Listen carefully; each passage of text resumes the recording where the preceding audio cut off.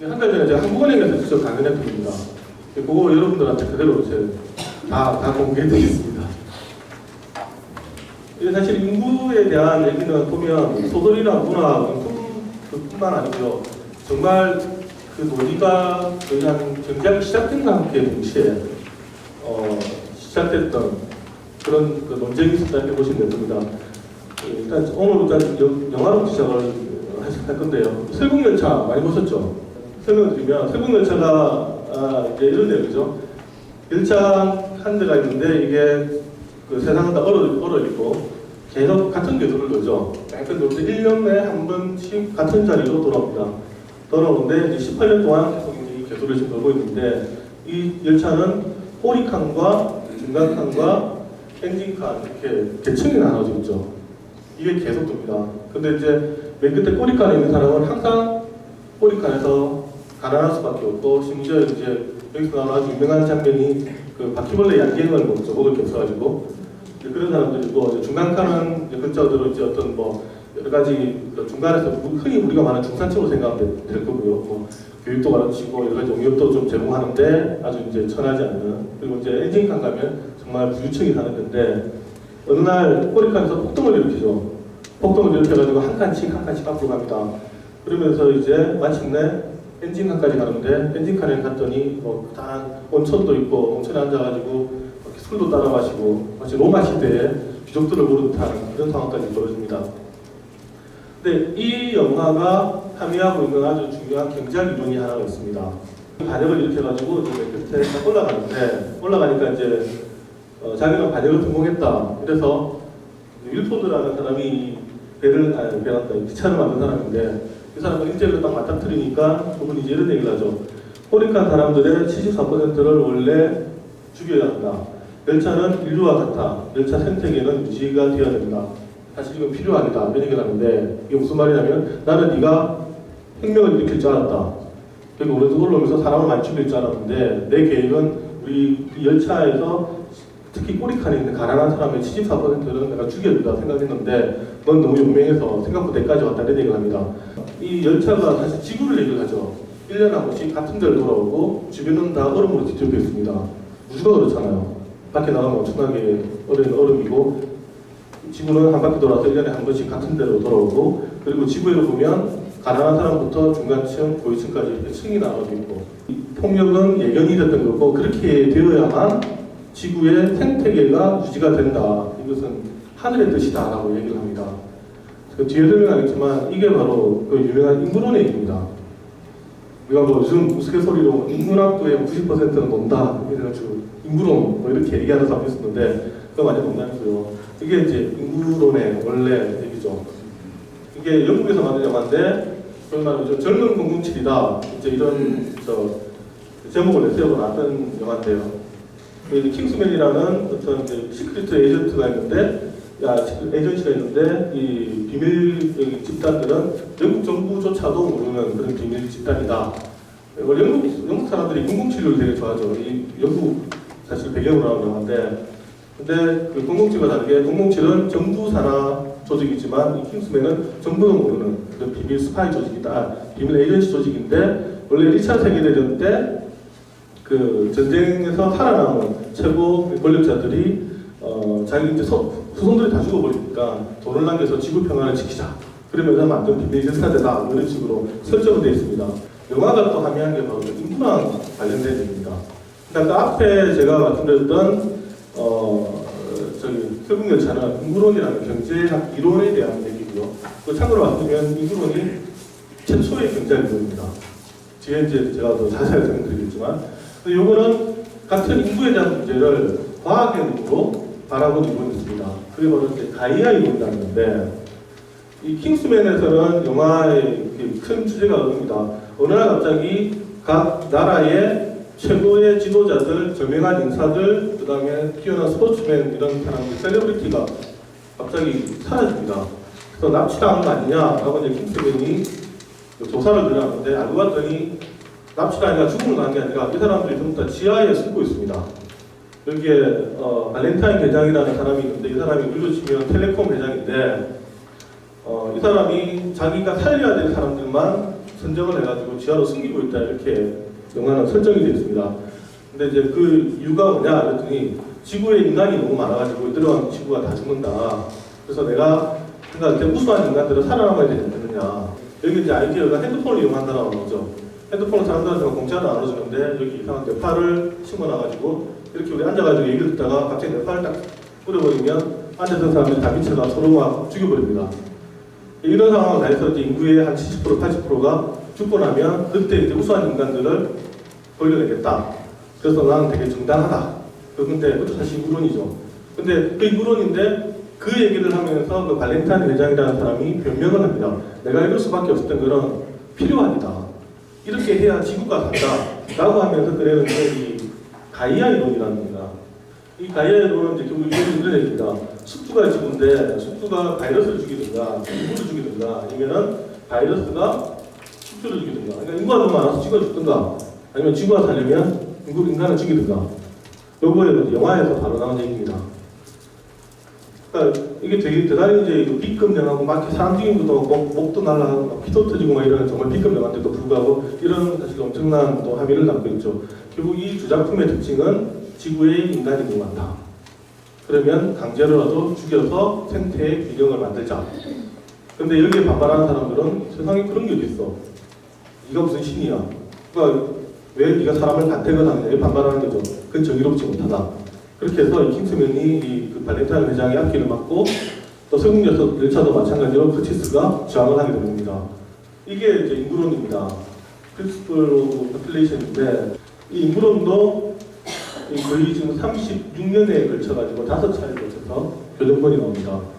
나올 때마다 수정하고 뭔가 이거는 말이 안 되잖아 그러면 또 고민해가지고 이런 방법이 있네 이렇게 가져오고 이런 식으로 해서 그래서 30년이 걸리죠. 그러니까 한 인간이 그 자신의 일생을 바쳤다 이러면 되겠죠. 영국 인구의 90%가 가난하다.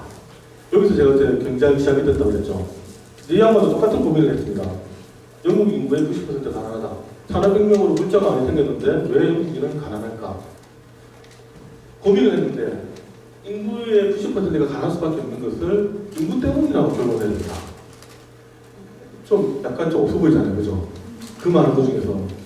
근데 그 당시에는 그 당시 영국의 최고의 지성인이 자기가 얻을 수 있는 모든 인포메이션을 가져가지고 고민을 해서 분석을 해가지고 나온 결론이 인구라는 걸 처음으로 생각을 한 겁니다.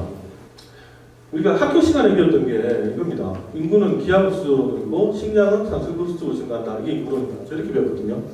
저도 학교에서 배울 때는 이게 인구론 밑줄 쫙 치고 몇편 땡하고 넘어갔습니다. 뭐 너무너무 당연한 얘기 아니냐고 넘어갔는데 사실 우리는 인구론을 너무 단순하게 가르칩니다.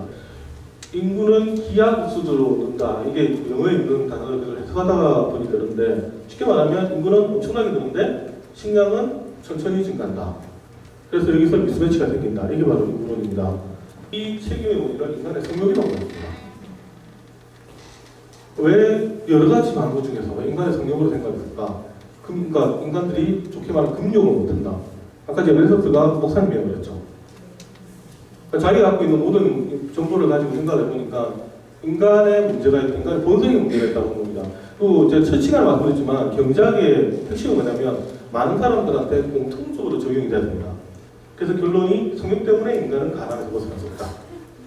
이게 무슨 말이냐? 이런 얘기입니다. 최초에는 인간하고 식량이 다 균형을 이뤘습니다.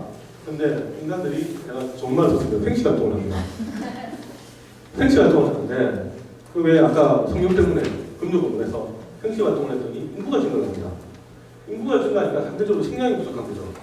인구는 많고 식량은 적다. 불균형이 생겨버립니다. 그러다 보니까 인간이 많으니까 인간은 임금이 하락을 하는 거죠. 근데 반대로 식량이 부족하니까 식량 가격은 급등합니다. 맞겠죠? 인간은 많아지고 그러니까 내가 잡을 얻으려고 하다 보면 인구는 계속 떨어지는 거고 식량을 주니까 식량 가격이 폭등합니다. 더 미스매치가 벌어집니다. 여기서 경쟁이 벌어집니다. 그리고 나서 여기서 이기지 못한 사람들이 굶어 죽습니다. 죽고 나면 다시 인간과 식량이 균형을 찾는다. 찾고 났더니 다시 인간들이 생식활동을 한다. 얘들 몇십 번을 5천만 가지고 그리고 나서 다시 인구 증가율이 본다니까. 이런 형식으로 가다 보니까 영국인의 90%는 결코 가난에서 벗어날 수 없다. 90% 가난한 사람들이 거의 살아있을 때쯤 되면 다시 인간들이 금욕을 하지 못하고 애를 낳는다. 1800년에 인구조사가 시작되고 1834년에는 신구법이라는 게 나옵니다.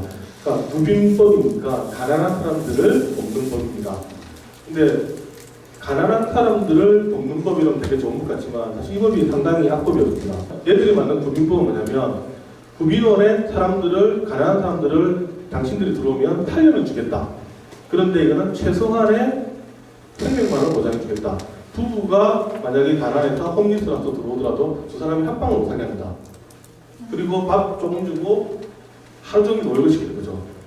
힘들어서 네가 지쳐가지고 그냥 자도 니네들을 그냥 붙여놓으면 애들 나니까. 그러면 인구론의 대비가 됐어요. 참다 못해가지고 올리브 트위스트라는 소설을 씁니다.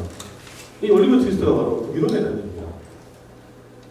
구빈원에 대한 얘기인데 원래 올리브 트위스트가 요약하면 이런 거죠. 어느 날 아주 작은 애가 구빈원에 들어가죠. 자기 엄마 아빠 누군지 모르고. 근데 거기서 구빈원장한테 엄청나게 멸시를 당하고 그렇게 하다가 나중에 알고 봤더니 엄마 아빠가 엄청난 유산을 했더라. 그래서 갑자기 인생 역전을 하는 거예요. 네, 그런 내용인데 이 올리브 트위스트의 상당 부분 얘기가 구빈원의 얘기입니다. 올리브 약간 큰 가지 이제 그 구빈원에 대한 설명이 들어가 있습니다. 우리가 크리스마스 캐롤 하면 동화로만 생각하는데 이 원본 읽어보신 분 계세요? 아까 오늘 강연 중에 나온 영화라든가 소설은 분명히 조금 집에 들어가서 꼭 한번 읽어보시다. 전혀 다른 내용들이 나옵니다. 크리스마스 이브 날 스크루지가 밤에 이제 서기를 먼저 보내고 문 닫고 나오죠. 딱 나올 때 첫 번째 만나는 사람이 자선가입니다. 우리 옛날 교과서에도 자선가 했었거든요. 제 기억에 있었는데 거기에 나오는 단어는 그대로 다 나옵니다. 본문에 나오는 거는 뭐냐면 스크루지 문을 닫고 딱 나오는데 자선가가 딸랑딸랑하면서 내일 크리스마스인데 자선 좀 하세요. 그러니까 대충 화를 내죠. 아 내가 왜 그런다고. 그러면서 구빈원만 되잖아. 그 얘기를 합니다. 스크루지가 진짜로 본문에 보면. 그러니까 자선가가 이런 얘기를 합니다. 구빈원에 손을 벌리려니 차라리 죽어버리겠다는 사람 같습니다. 차라리 죽겠다면 그러라고 하시오. 그러면 남아도는 인구를 줄 수 있을 테고. 이게 원본에 있는 그대로입니다. 이 책인가? 제가 원본 책 보고 그냥 책 쓰는 겁니다. 저 보고 놀래가지고 와, 미칠 줄 알았는데 동그라미 돼가지고 했는데 이 단어 그대로 나옵니다. 딱 들어보면 그냥 인구론을 우아하는 우아. 네, 바로 그런 겁니다. 그리고 그날 밤에 벌어지는 얘기들이 하나하나가 전부 다 멜서스에 대한 반박입니다. 예를 들면 서기가 집에 가가지고 그러니까 칠면조죠. 칠면조 한 마리 두고 나눠 먹습니다. 그러면서 아저씨가 그래도 아저씨도 기도를 하자 얘기를 하니까 와이프가 그런 영감한 도리로 기도를 하느냐 당신한테 잘한 게 있냐 얘기를 하는데 그 서기의 애들이 보면 애들이 5명인가요? 애들이 많고 심지어 한 명은 장애아도 있습니다. 장애아도 있고 그건 무슨 의미냐면 멜서트가 말하던 것처럼 성욕을 자제를 못해서 인간을 많이 낳고 심지어 그런 부실한 인간까지 키우고 있는 그러니까 일반인들의 모습을 보여주는 거죠. 근데 이렇게 되면 이래서 망한 뜻 안 하는데 거기서 반박이 뭐냐면 콩하고 칠면조를 떼가지고 장애한테 먼저 줍니다. 그 다음에 콩도 이렇게 부족한데 나눠 먹습니다. 그 말은 뭐냐면 멜서트한테 우리는 인간이라는 걸 보여주는 거죠. 음식이 부족해서 경쟁 애들이 서로 먹겠다 싸워가 죽는 게 아니라 형 먼저 먹고 이런 장면이 나옵니다. 그러니까 인간은 나눠 먹을 수 있다는 걸 보여주는 거죠. 그러니까 그게 하나하나 그렇게 반박이 들어가 있습니다. 형제 유령이 스크루지한테 이런 얘기합니다.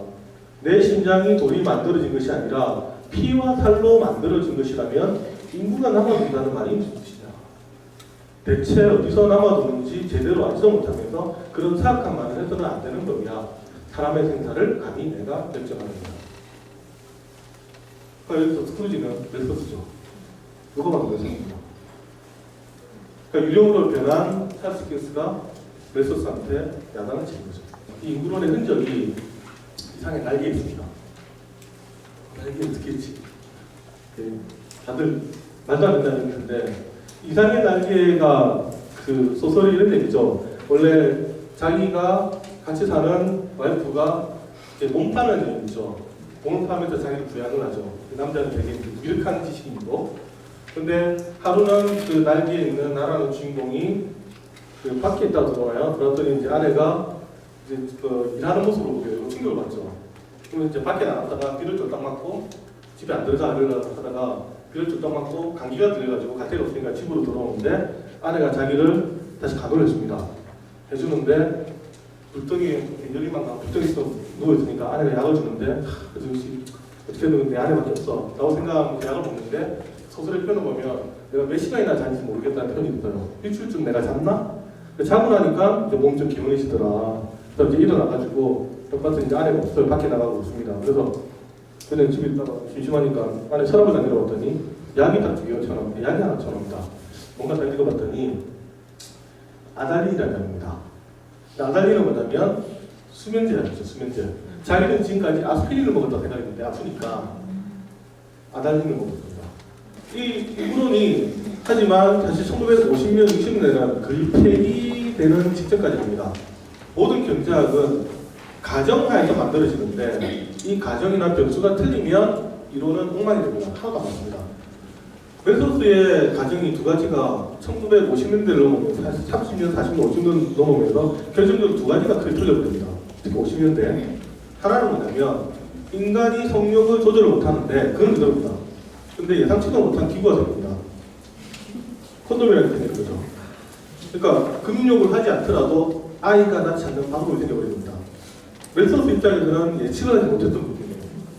인간이 엄청나게 소양을 해서 금욕을 하지 않는 이상은 인구는 증가한다고 하는데 인구 증가가 안 됩니다. 인간이 쾌락을 느끼면서도 인구 증가가 안 돼요.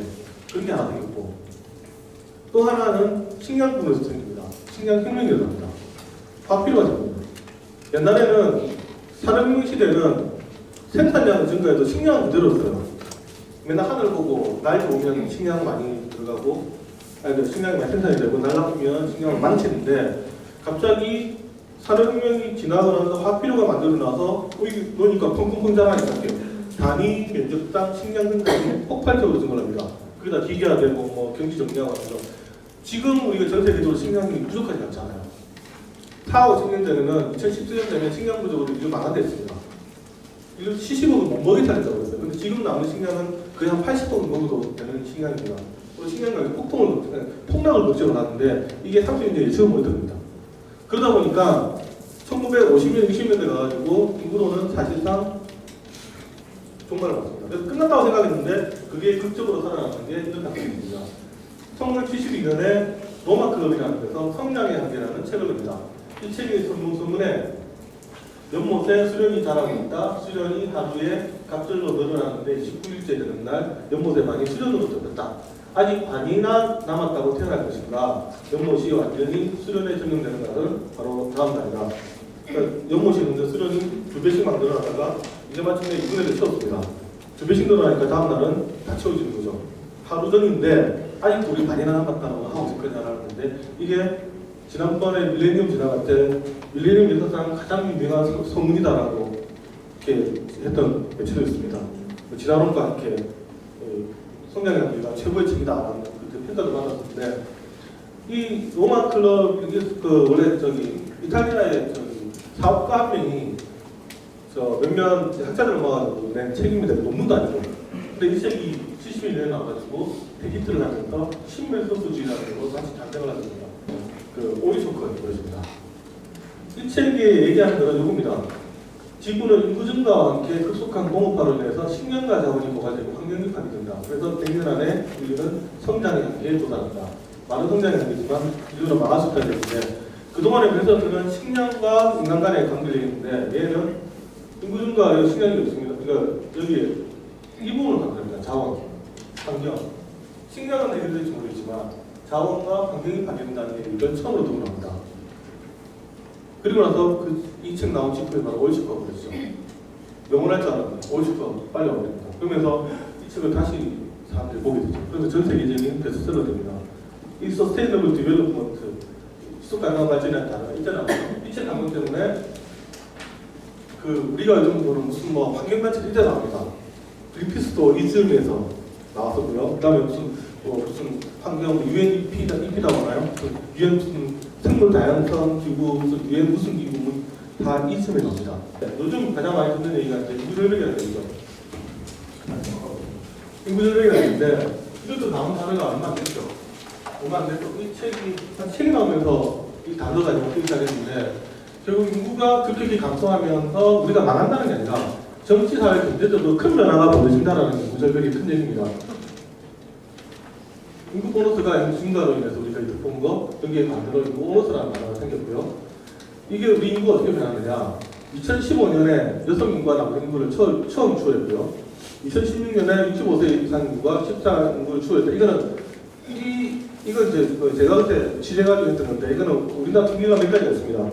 예, 통계청에 있는 등록이었었고, 이번에 나온 거는 인구 센서스 자료입니다. 인구 센서스 자료는 한국에 직접 우리가 설문조사하는 얘기고, 이거는 그냥 등록되어 있는 건데, 사실 등록된 건 2016년에 되는 걸 나왔었어요. 근데 인구 센서스는 2017년쯤 다 끝났는데, 1년 빨라진 겁니다.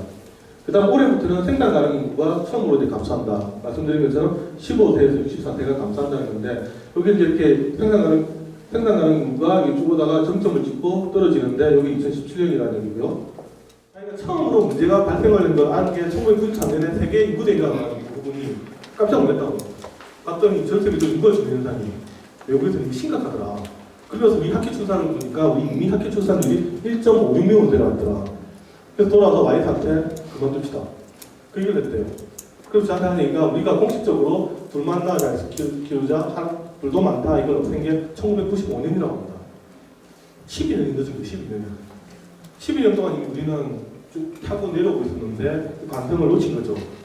그러면서 자기 결정적으로 우리가 놓쳤다라고 저한테 말씀을 하시더라고요. 그리고 우리나라 첫 번째 인구 대책이 나온 게 언제냐면 노무현 대통령입니다. 2006년. 산하제한 그 풀고 10년 동안 우리 아무것도 안 한 거죠. 2006년에 처음 했었고, 그것도 사연이 있어요. 2004년인가 유튜브가 모릅니다. 1.0몇 명이 한번 떨어졌는데, 그때 충격받아가지고 노통이 그걸 하는데, 근데 그것도 이제 노무현 대통령이 할 때도 또 10년이 걸리는 거죠. 그러니까 우리가 이미 인구 정책을 전환하기에 시간을 많이 놓쳐버렸던 그런 게 있습니다. 그러니까 이것만 해도 지금 다 되는 겁니다. 그 시행제가. 그래서 제한다 얘기가 솔직히 상상 못했다. 이렇게 해야지, 세상이. 나의 당시의 걱정은 어떻게 하면 금리가 물가를 잡을까 이런 걱정이 있었고, 어떻게 하면 정말 우리는 경상수지 흡지 한번 해보자 꿈이었는데, 지금 내가 30년 만에 완전히 다른 정책을 펴고 있어야 되겠습니다. 인구로만 그렇게 하면. 우리가 생각하는 미래가 분명히 바뀔 거다. 지금 이대로 안 바뀔 거다. 그 터닝포인트는 될지는 모르겠다. 근데 그거는 국민적 합의에 따라서 다를 거다. 계속해서 인구 너무 쓴다, 위험하다 생각이 나면 어느 시점에 가서 안 되겠다. 모든 정책에 인구로 가자고 나올 수 있는 거죠. 만약에 우리가 목표가 인구 중심이라면, 아까 제가 처음 시작할 때 재정 정책에 대해서 언론마다 다르게 나왔다라는 얘기를 했는데, 그거는 바꿔 말하면 아니 컨센서스가 안 됐다는 얘기죠. 중앙일보도, 경향신문도, 한겨레신문도, 아니 동아일보도 다 인구가 1번이다라고 컨센서스가 되면, 그때부터는 재정 정책 돈이 문제가 아니야, 인구야. 이래 되면 얘기 다 달라지는 거죠. 돈 무조건 써. 재정 적자인데요. 지금 이게 중요하네. 어차피 애들 안 편하면 뒤에 돈 받쳐주는 건데 무조건 돈 써. 그럼 아무 얘기 안 하는 거죠. 사람 투자하자. 그러니까 지금 논쟁이 되는 거는 아직 컨센서스가 안 됐다는 얘기예요. 땅에 대한 뭐 지난번 누리과정 몇 프로 얘기 안 하는 거죠. 누리과정에 뭐 무조건 돈 줘. 애는 안 돼. 걱정 안 되게 해. 무조건 써. 이렇게 되는데, 육아수당, 아동수당 10만 원이 뭐야? 그래서 40만 원씩 줘. 이렇게 할 거고. 그럼 돈 부족한데요. 그럼 딴 데서 우리 꺼볼게. 이게 바로 컨센서스입니다. 근데 아직은 우리가 이게 안 된다는 얘기는 아직은 그만큼 생각들이 다양한 거고 컨센서스에 안 받쳐진다는 거죠. 그게 아마 자연스럽게 될 시점이 나오지 않겠냐. 핵심은 이겁니다. 경제는 정해져 있지 않다. 언제든지 바뀔 수 있다. 그러니까 다음 주도 될 수 있으면 꼭 봤으면 좋겠습니다. 고맙습니다.